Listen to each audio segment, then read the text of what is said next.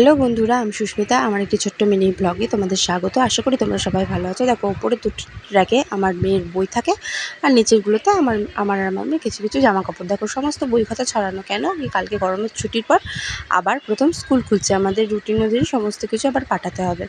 এগুলো হচ্ছে ফাইলে রয়েছে, হলিডে হোমওয়ার্কে যা যা কপিতে দেওয়া ছিল, যা যা বুকসে রাইটিং দেওয়া ছিল, সমস্ত ফাইলে দিয়েছি। তারপরে দিয়ে দেবো আমি কালার পেন্সিল, যেটা ওদের এন্ডিং লাইন টানতে ক্লাসে লাগে। তারপরে দিয়ে দেবো লেখার জন্য পেন্সিল। তারপরে দিয়ে দেবো রুটিনে যে সমস্ত বইগুলো রয়েছে সেগুলো। তারপরে দিয়ে দেবো একটা কালার বক্স ইভেন। তারপরে দেবো একটা এক্সট্রা এক সেট ড্রেস, ওটা ওদেরকে প্রত্যেক দিনই দিতে হয়।